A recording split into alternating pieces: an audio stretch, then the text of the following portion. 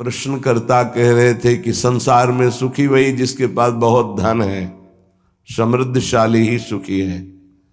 नहीं नहीं, सुखी वही है जिसने भगवान नाम का निरंतर स्मरण प्रारंभ कर दिया। वो सुखी, वो बेचारा।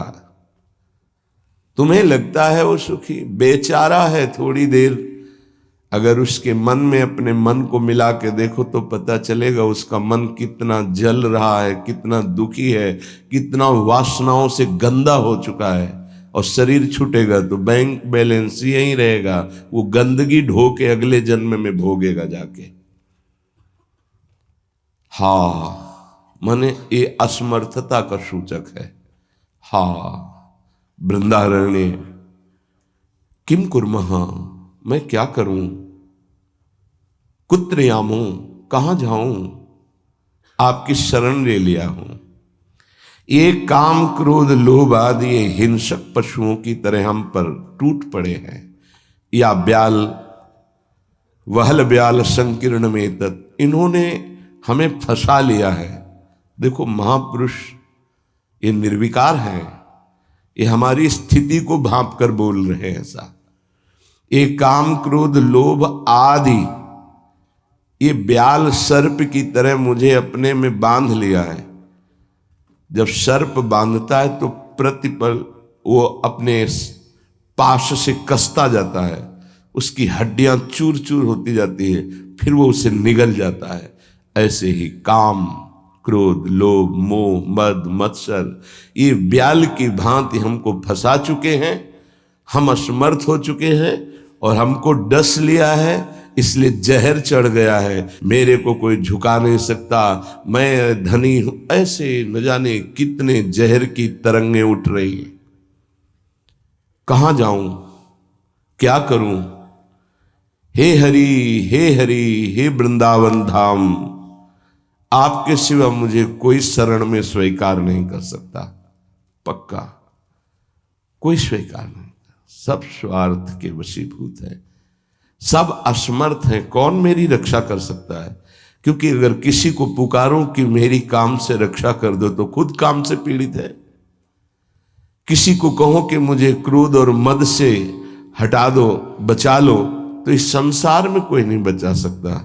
दो ही हैं बचाने वाले, हरि या हरि के प्रेमी जन, दूसरा कोई नहीं। तुम्हार सेवक असुरारी, स्वार्थ रहित जग जुग उपकारी। जुग माने दो, स्वार्थ रहित अगर कोई उपकार कर सकता है, मुझे बचा सकता है, तो भगवत प्रेमी महात्मा या स्वयं श्री भगवान।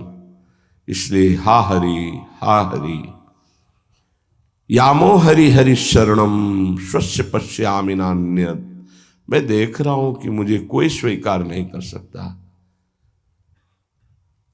अच्छे सद्गुण और स्वार्थ की पूर्ति होती हो तो सब हाथ मिला लेंगे, लेकिन जब दुर्गुण अपने ऊपर शासन कर रहा हो और किसी की स्वार्थ की पूर्ति हमसे न हो तो हमसे कोई बात नहीं करेगा, कोई नहीं बात करेगा।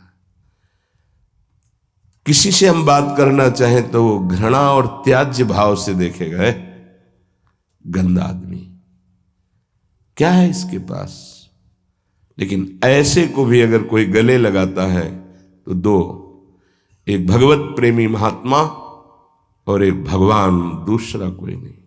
भगवत प्रेमी महात्मा और भगवान कहने को दो हैं, वो एक ही हैं।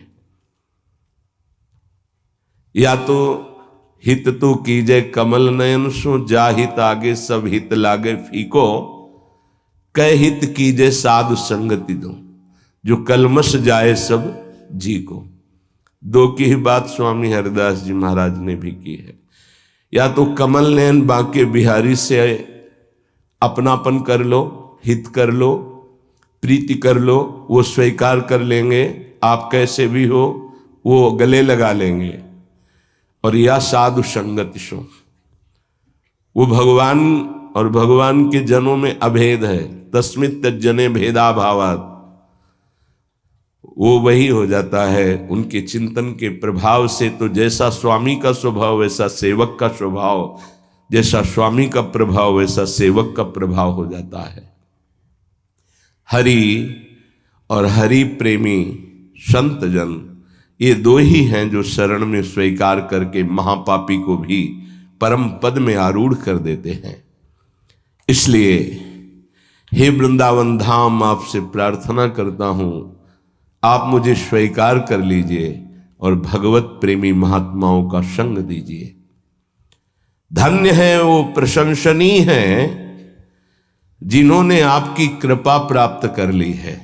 वृंदावन की कृपा रसिक संग सुखकारी, पक्का समझना। श्रीधाम वृंदावन श्री लाडली जी की कृपा से आना होता है और धाम की कृपा से भगवत प्रेमी महात्मा का संग मिलता है। ये धाम के शरणागत जितने प्रेमी जन हैं, धाम कृपा न करे तो पास से निकल जाएंगे, आप जान भी नहीं पाओगे। जब धाम कृपा करता है तो प्रकाशित कर देता है। जिसका कल्याण करवाना होता है उसके सामने उसका वैभव, उसका प्रभाव, जिससे उसकी श्रद्धा और विश्वास दृढ़ होकर उनके चरणों में समर्पित हो जाए। जब किसी महापुरुष का आश्रय दृढ़ हो जाता है तो फिर एक काम क्रोध लोभ मोह मद मत्सर थर्राने लगते हैं।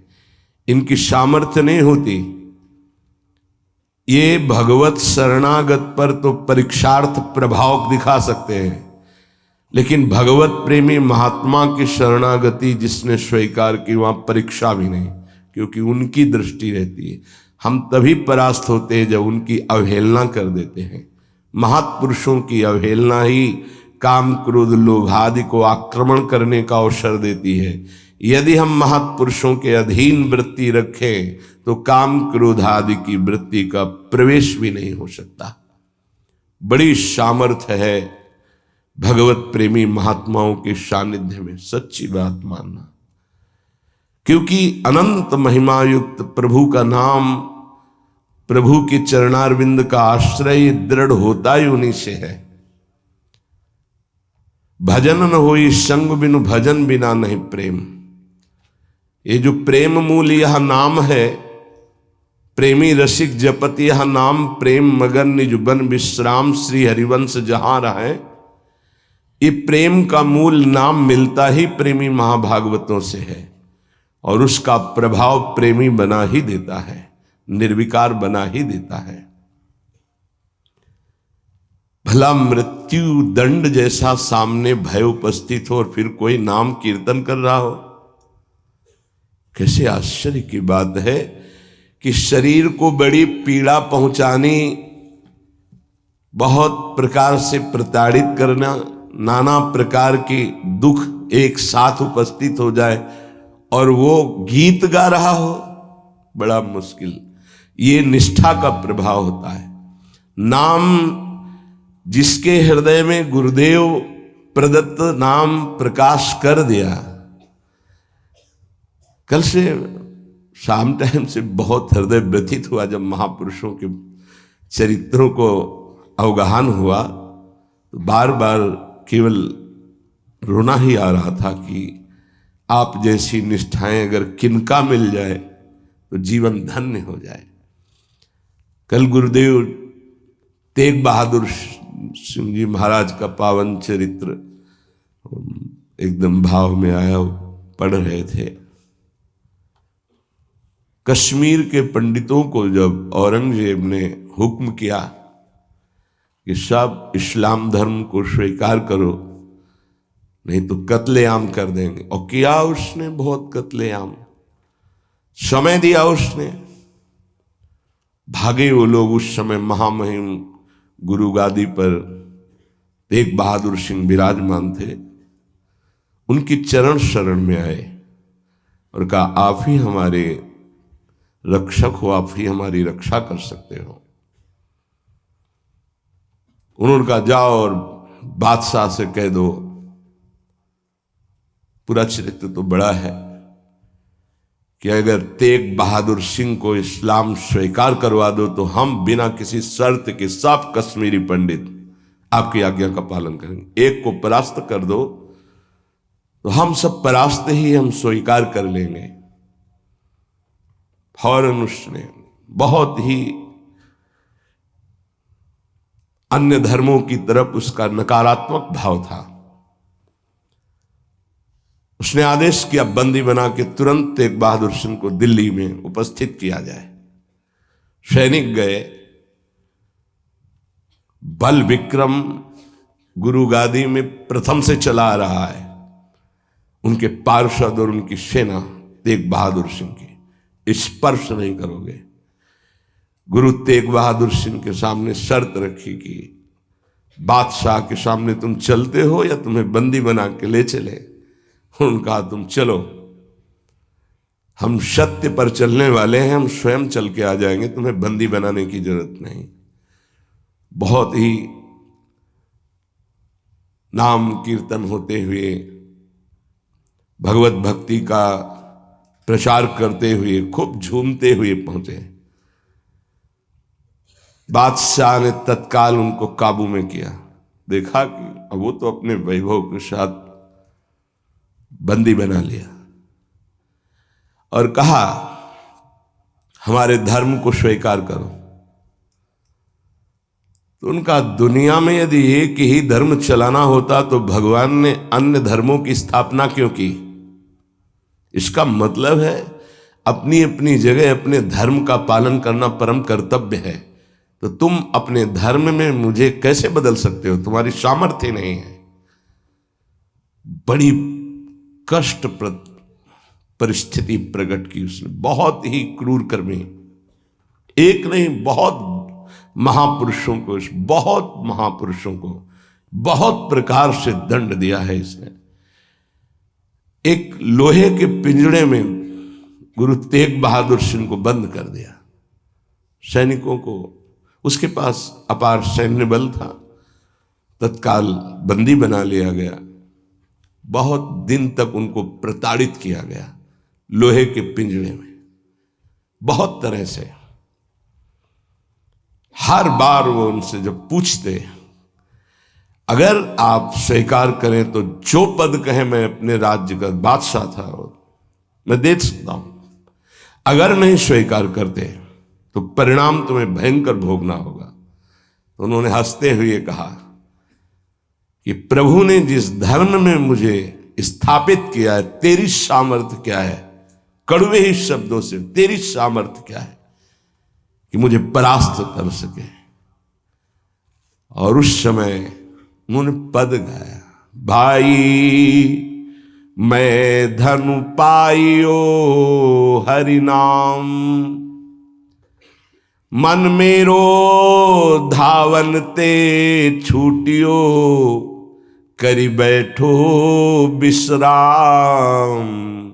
भाई मैं धनु पाइयो हरि नाम, माया ममता तन ते भागी, उपज्यो निर्मल ज्ञान।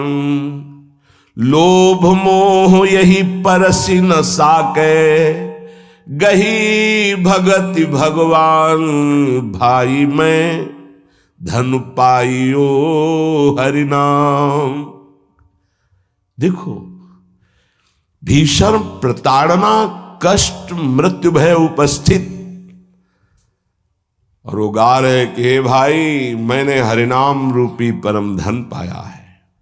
मन मेरो धावन्ते छूटियो, अब मेरा मन कहीं भाग कर नहीं जाता, दौड़ भाग खत्म हो चुकी है। करी बैठो विश्राम, अब तो नाम में विश्राम पा गया है। इस तन को पीड़ा पहुंचाई जा सकती, पर मेरा अब इस तन से कोई संबंध नहीं है, क्योंकि माया भाग गई है नाम के प्रभाव से। तन से कोई ममता नहीं रह गई। उपजियो निर्मल ज्ञान, इसी नाम के प्रभाव से निर्मल ज्ञान का प्रादुर्भाव हुआ है। लोभ मोह यही परसि न साके, गही भगति भगवान। कोई भी तुम प्रलोभन दो, हम मेरे मन को नहीं लुभायमान कर सकता, और कोई भी भय दो तो अब मेरे शरीर का मोह नहीं, क्योंकि मेरे हृदय में भगवान की भक्ति जागृत हो गई है। जन्म जन्म का संसा चूका, रतन नाम जब पाइया, तृष्णा सकल विनाशी मनते, निज सुख माहि समाइया। जन्म जन्म हो गए भटकते हुए, अब कोई संशय नहीं रहा, मुझे नाम रूपी रतन मिल गया, सब संशय खत्म हो चुके हैं, जीने की भी तृष्णा खत्म हो चुकी है, सकल वासना नष्ट हो चुकी है, मेरा मन निज सुख में समा गया है। जाको होत दयालु कृपा निधि, सो गोविंद गुण गावे, कहु नानक इह विधि को संपे, को गुरुमुखी पावे। कह रहे जिस पर भगवान दयालु होता है, कृपा निधि होता है, वही भगवान के नाम गुण को गा पाता है। नानक साहब कहते हैं अब कोई संशय नहीं, कोई इच्छा नहीं, क्योंकि गुरु को समर्पित हो गया और गुरु मुख से नाम पा गया। ये बहुत बड़ी उपलब्धि है। अब इसका परिवर्तन नहीं हो सकता, कोई संशय नहीं रहा, कोई मोह ममता नहीं रही, हमारे हृदय में नाम विराजमान है, मेरा मन सुख सिंधु में समा गया है। हरि के नाम बिना दुख पावे, भगति बिना सहसा नहीं चूके, गुरु यह भेद बतावे, हरि के नाम बिना दुख पावे। अगर गुरुदेव का आश्रय नहीं हुआ, गुरु मुख से नाम नहीं मिला, तो हृदय में भक्ति नहीं आएगी, भक्ति नहीं आई तो जीवन व्यर्थ चला जाएगा। जिसकी जिह्वा पे नाम नहीं है उसी को दुख व्यापता है, जिसकी जिह्वा पे नाम है उसको कभी दुख स्पर्श कर ही नहीं सकता। कहा भय तीरथ व्रत किए, नाम शरण नहीं आवे, जोग यज्ञ निफल तिह मानो, जो प्रभु जस बिसरावे। क्या हुआ? आपने तीर्थ कर लिया, तपस्या कर लिया, दान कर लिया, लेकिन तुम नाम की शरण में नहीं हुए, नाम नहीं जप किया, भगवान के यश नहीं गाए, तो जोग यज्ञ तीर्थ याटन सब बेकार हो गया। मान मोह दोनों को परिहरी, गोविंद के गुण गावे, कहु नानक विधि को प्राणी, जीवन मुकुट कहावे। जो निरंतर नाम जप करता है, भगवान का यश गाता है, नानक साहब कहते हैं वो जीवन मुक्त महापुरुष होता है। ये भारी दुख की परिस्थिति में आनंद मगन होकर, तिहि नर जन्म अकारत खोया, इहि राखो मन माही, तीरथ करत बिरत पुनि राखे, नहीं मनुआ बस जाए। अगर नाम जप नहीं चल रहा, गुरु शरण में नहीं, तो और सब करके देख लो, मन को वश में नहीं कर सकते हो। निफल धर्म ताहि तुम मानो, साच कहत मैं या को, तीरथ करे बिरत पुनि राखे, नहीं मनुआ बस जाको। मान लो मेरी बात, तुम्हारा तीर्थ, तुम्हारा वैराग्य, तुम्हारा सब धर्म कर्म व्यर्थ माना जाएगा यदि गुरु कृपा नहीं हुई, तो तुम्हारा मन वश में नहीं होगा, मन नाम में नहीं लगेगा। जैसे पाहन जल मही राखी, भेदे नहीं ती पानी, तैसे ही तुम ताहि पिछानो, भगतहीन जो प्राणी। जो गुरु की शरण में नहीं आया उसका हृदय पत्थर जैसा कठोर होता है, चाहे जितना पानी डालो पसीजेगा नहीं, वो द्रवित नहीं होगा पत्थर। ऐसे ही अगर गुरु की शरण में नहीं आया तो हृदय उसका मलिन बना रहता है। जिसके हृदय में भक्ति नहीं जागृत हुई गुरु चरणों की, वो व्यर्थ जीवन है, मृत जीवन है। कलि में मुकुति नाम ते पावत, गुरु ही भेद बतावे, कहु नानक सोई नर गुरुआ, जो प्रभु के गुण गावे। वही गुरु का है जो प्रभु का नाम और प्रभु का जस निरंतर गाता रहता है। बड़ा उनके ऊपर जुल्म किया, भारी पीड़ा पहुंचाई गुरु तेग बहादुर सिंह के ऊपर। उन्होंने कहा कि मैं अपना धर्म कभी नहीं छोड़ सकता, जितना चाहे तू पीड़ा दे दे, और डर उस परमात्मा से, जुल्म मत कर। लेकिन वो तो क्रूर कर्मी, वो गुस्से से लाल हो गया, बहुत तरह से पुनः पीड़ा पहुंचाई। इसमें तो सारांश में बता, बहुत पीड़ा पहुंचाई, बहुत डराया, लेकिन वो पर्वत के समान अटल रहे।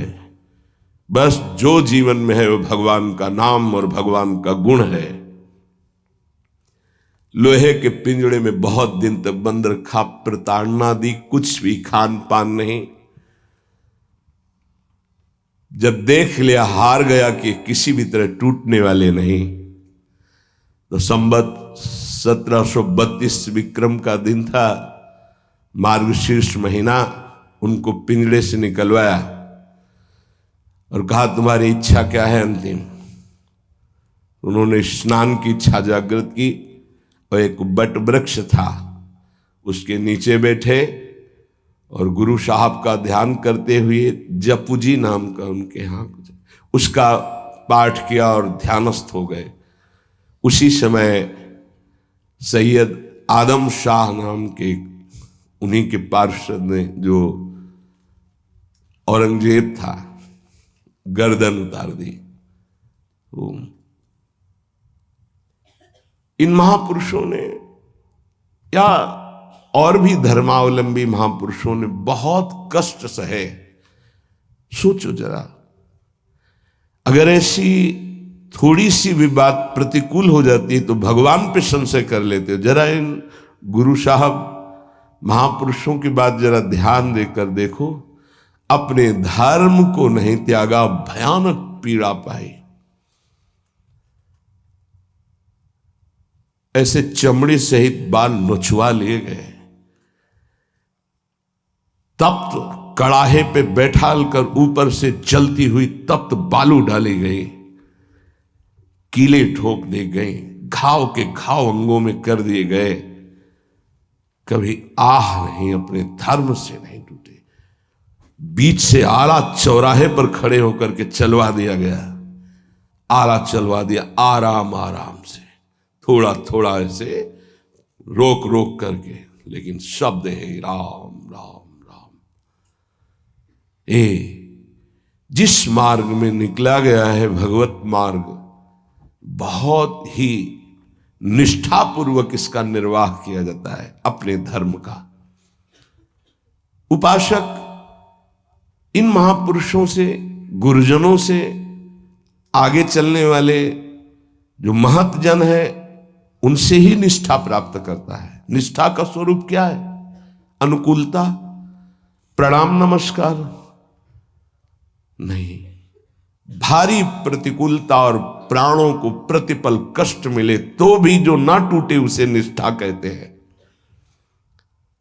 बड़े बड़े महापुरुषों ने इस भागवतिक धर्म, महान धर्म को स्वीकार करके हर कष्ट सहा है।